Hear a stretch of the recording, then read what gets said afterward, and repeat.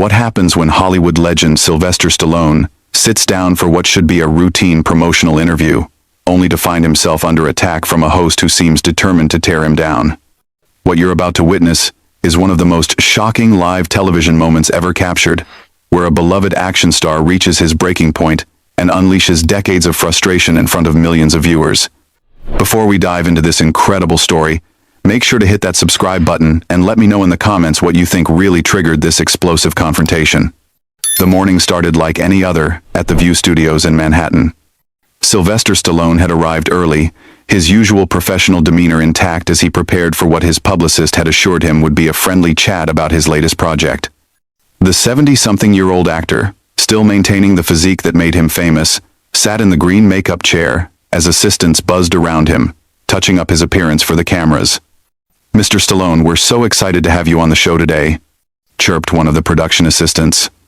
"The ladies are really looking forward to talking with you about your new film and your incredible career." Stallone nodded politely, his gravelly voice barely audible as he responded, "Yeah, should be good. Always happy to talk about the work." But as the minutes ticked by and showtime approached, there was an energy in the air that felt different. Joy Behar had been particularly animated during the pre-show meeting, making comments to her co-hosts that seemed loaded with an edge that hadn't been there for other guests that week. "I've got some real questions for Rocky today," she had said with a smirk that her colleagues couldn't quite read. "It's time someone asked the tough stuff instead of just letting these guys coast on their old movies." When the cameras started rolling and the familiar View theme music filled the studio, everything appeared normal. The co-hosts took their positions around the iconic table, with Joy Behar settling into her spot with what looked like a folder full of notes, far more preparation than she usually brought to celebrity interviews. "Welcome back to The View," Joy announced to the cameras, her television smile perfectly in place. "We're here with the one and only Sylvester Stallone, star of Rocky, Rambo, and countless other action films that have entertained audiences for decades. Sly, welcome to the show." Stallone leaned forward slightly, his hands clasped in front of him on the table. "Thanks for having me, Joy. Great to be here with all you ladies. So let's talk about your new project," Joy began, but there was something in her tone that the other hosts immediately picked up on. It wasn't the warm, conversational approach she typically used with guests. "You're still making action movies at your age. Don't you think it's time to maybe step aside and let younger actors take over these roles?" The question hit the table like a cold splash of water. Even Whoopi Goldberg shifted uncomfortably in her chair, while Sarah Haynes shot a quick glance at the producers off camera. This wasn't the line of questioning they had discussed in the pre-show meeting. Stallone's expression remained composed, but those who knew him well could see the slight tightening around his eyes. "Well, Joy, I think as long as audiences want to see the stories and I'm physically capable of telling them, age is just a number. I mean, Clint Eastwood was still making westerns well into his 80s. But Clint Eastwood is Clint Eastwood," Joy fired back, her voice taking on a sharper edge. "And let's be honest, your recent films haven't exactly been setting the box office on fire. Isn't this more about ego than actual audience demand?"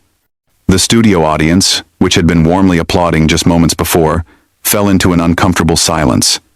Stallone's jaw tensed slightly, but he maintained his professional composure. "I think the numbers speak for themselves," he replied evenly.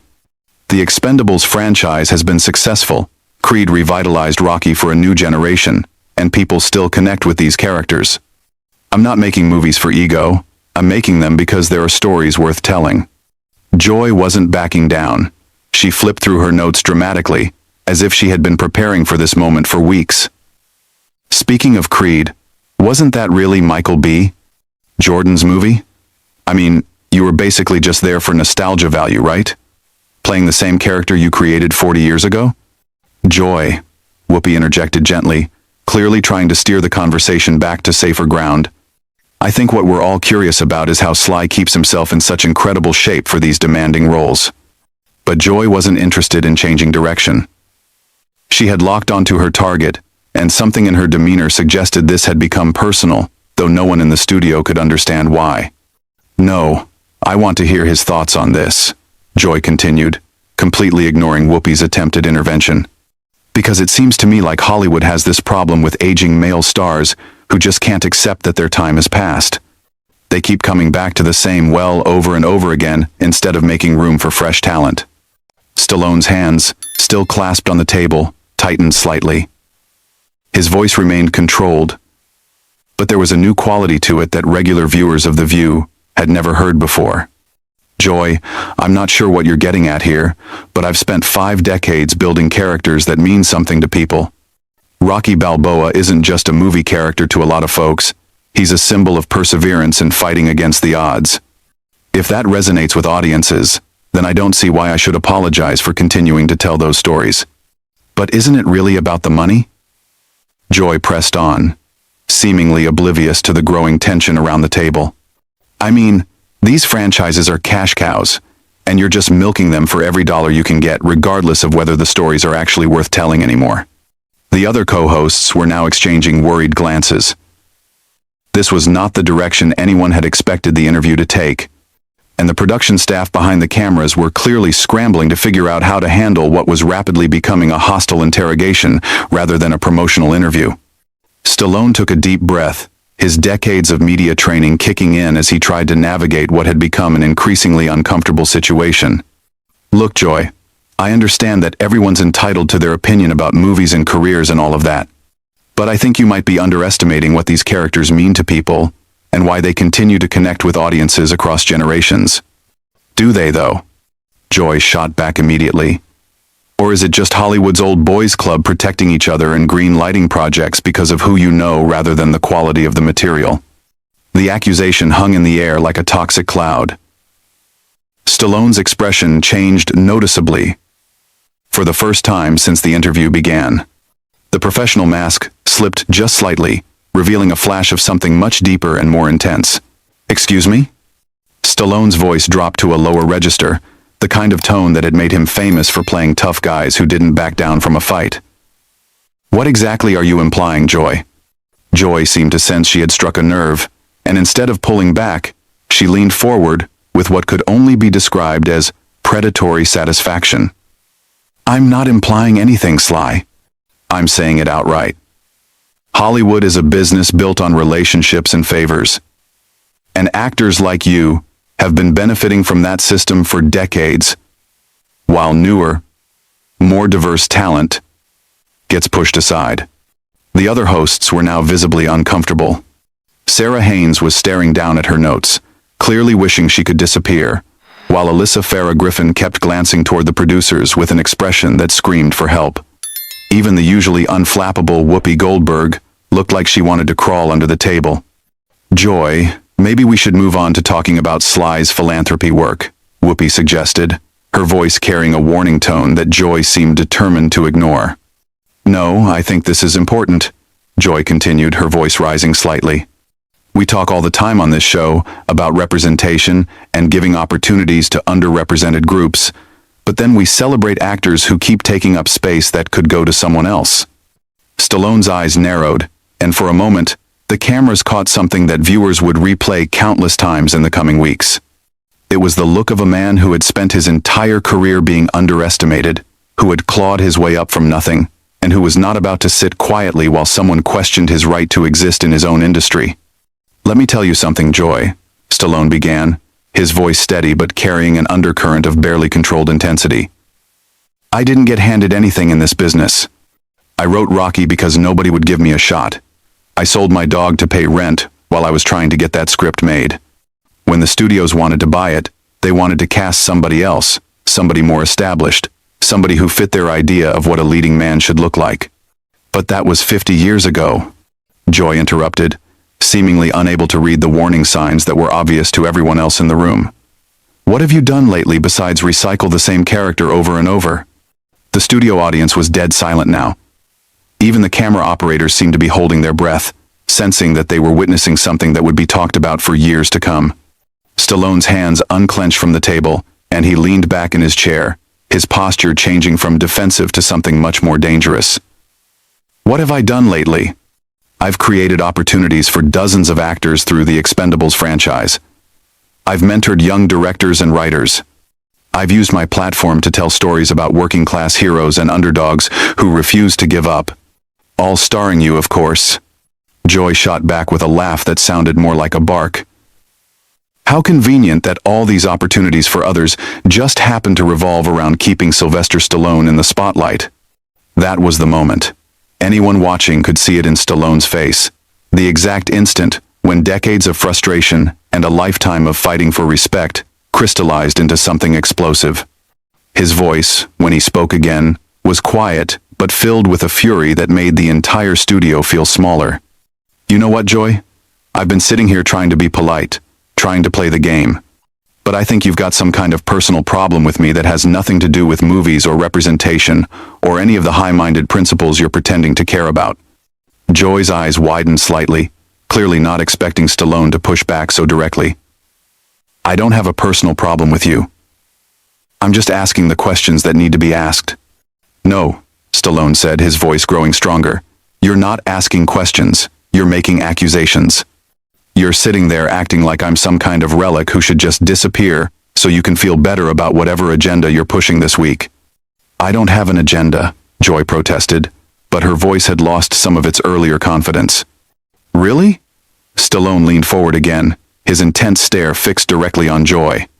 Because from where I'm sitting, it sounds like you've got a problem with successful people who came from nothing and built something lasting. It sounds like you think anybody who's been around for more than 5 minutes should just step aside and make room for whoever you think deserves it more. The tension in the studio was now so thick it was practically visible. The other co-hosts had given up any pretense of participating in the conversation and were simply watching in stunned silence as two strong personalities collided in real time. That's not what I said, Joy replied, but her voice was defensive now, lacking the aggressive confidence she had displayed just minutes earlier. It's exactly what you said, Stallone fired back. You question my right to make movies. You question my motives. You suggested I'm somehow taking opportunities away from other people by continuing to work in an industry I helped build. And you did it all with this smug attitude like you're some kind of moral authority on who deserves success and who doesn't. Joy tried to regain control of the conversation, straightening in her chair and attempting to return to her earlier confrontational tone. Look, Sly, I think you're being a little oversensitive here. I'm just pointing out that Hollywood has a diversity problem, and maybe actors of your generation need to step back and make room for fresh voices. But Stallone was no longer interested in playing defense. Something had shifted in his demeanor, and the cameras were capturing every second of what was clearly becoming a defining moment in television history. Oversensitive? He repeated, his voice rising for the first time. Let me tell you about oversensitive, Joy. Oversensitive is when someone uses a television platform to attack a guest who came here to talk about their work and instead gets ambushed with personal attacks disguised as social commentary. They're not personal attacks, Joy insisted, but she was clearly rattled now. Then what would you call it? Stallone demanded. Because you've spent the last 10 minutes telling me I'm too old, I'm greedy, I'm taking opportunities away from more deserving people, and I'm part of some systemic problem in Hollywood. If that's not personal, then I'd hate to see what you consider crossing the line. The studio audience was completely silent, mesmerized by what they were witnessing. This wasn't the usual celebrity interview where everyone smiled and promoted their latest project. This was raw, unfiltered confrontation between two people who clearly had very different views of the world. Joy seemed to realize that she had pushed too far. But instead of backing down, she doubled down with an approach that would prove to be a massive miscalculation. Look, Sly, Joy said with a dismissive wave of her hand. Maybe this is just what happens when people get older and more sensitive. You can't handle a little criticism like you used to. Maybe that's another sign that it's time to step back. The words hit the studio like a lightning strike. The other co-hosts actually recoiled in their chairs, and even the camera operators seemed to take a step back. Joy had just crossed a line that everyone in the room knew would have consequences. Stallone went completely still for a moment, his face cycling through a range of emotions that decades of acting experience couldn't mask. When he finally spoke, his voice was deadly quiet. Did you just call me old and weak on national television? Joy, perhaps realizing she had gone too far but unable to find a graceful way out, attempted a laugh that came out hollow and forced. I'm just saying that maybe you're not taking constructive criticism as well as you used to. That was it. The dam burst. Stallone erupted from his chair with a speed that belied his years, his hands slamming down on the table with a sound that echoed through the studio like a gunshot. His voice, when it came, was the roar of someone who had finally reached his breaking point. Constructive criticism? Are you kidding me right now? You think what you've been doing for the last 15 minutes is constructive criticism? The studio audience gasped audibly. Several people in the front row actually jumped in their seats. The cameras kept rolling, capturing every second of what would become one of the most watched clips in television history. Joy, you want to talk about age and sensitivity? Let me tell you something about age. I'm 77 years old, and I've been in this business since before you knew what a television camera was. I've taken more real criticism, more real rejection, more real hits than you could imagine in your worst nightmares. Joy tried to interrupt, but Stallone wasn't having it. No. You had your 15 minutes to tear me down. Now you're going to sit there and listen while I tell you exactly what I think about your so-called journalism. The other hosts were frozen in place, uncertain whether to try to intervene or simply let this play out. Whoopi had her hand halfway to her earpiece, clearly getting frantic instructions from the control room. But even she seemed paralyzed by the intensity of the moment. You want to know about taking opportunities away from people? Stallone continued, his voice building to a crescendo. What about the opportunity you just took away from your viewers to actually learn something interesting about filmmaking, about storytelling, about what it takes to create characters that last for generations? Instead, you turned this into some kind of personal attack disguised as social justice. Sly, I think you need to calm down, Joy said, but her voice was shaking now. Calm down? Stallone's laugh was bitter and sharp. You spend 20 minutes trying to humiliate me on live television, questioning my integrity, my work ethic, my right to exist in my own industry, and then you tell me to calm down? Who do you think you are? The studio was so quiet that the hum of the cameras was audible. Even the production staff behind the scenes had stopped moving, transfixed by what they were witnessing. I've been Rocky Balboa for 50 years, Stallone continued, his voice now carrying the full weight of his frustration. Do you know what that means? It means 50 years of people telling me I wasn't good enough, wasn't smart enough, wasn't the right type. 50 years of proving them wrong. And now you sit there, in your comfortable chair, with your comfortable job, and you think you can just dismiss all of that because it fits your narrative? Joy opened her mouth to respond, but Stallone held up a hand that stopped her cold. You want to talk about diversity and representation? Fine. Let's talk about it honestly. When I wrote Rocky, I was a struggling actor from Philadelphia who couldn't get arrested in this town. The studios wanted to buy my script and cast a big-name actor. I said no.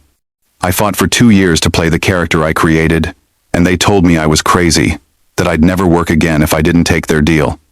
His voice was building again, fueled by decades of stored emotion.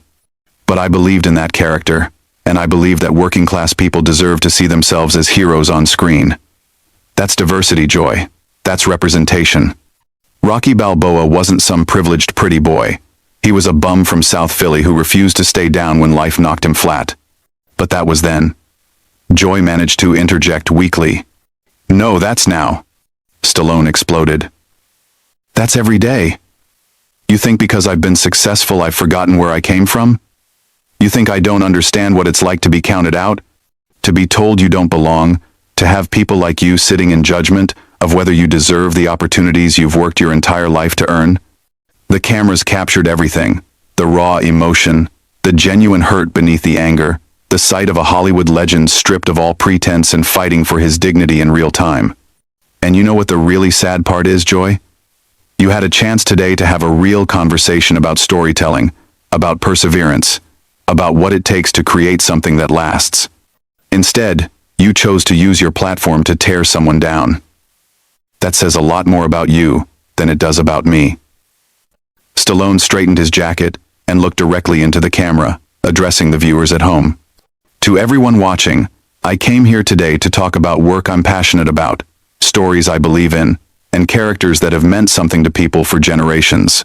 Instead, I got ambushed by someone who seems to think that success is something to be ashamed of rather than celebrated. He turned back to Joy, his voice now cold and controlled. You want to know about making room for new talent? I've produced dozens of actors, directors, and writers who got their first big breaks working with me. I've used my influence to greenlight projects that studios wouldn't touch. I've spent my own money developing young talent because I believe in giving people chances. Joy sat in stunned silence, clearly realizing that she had completely misjudged both her target and her audience. But apparently, none of that matters to you, Stallone continued. What matters is that you get to play the role of the righteous crusader, tearing down the establishment, even if that establishment is just a guy who came from nothing and worked his tail off to build something meaningful. He stood up and removed his microphone with deliberate precision. I'm done here. This isn't journalism, it's ambush television, and I don't have to sit here and take it. As Stallone walked off the set, the studio remained in shocked silence. The cameras continued rolling, capturing Joy's stunned expression and the obvious discomfort of the other hosts. What had started as a routine promotional interview had become something much bigger, a moment that would be analyzed and debated for years to come.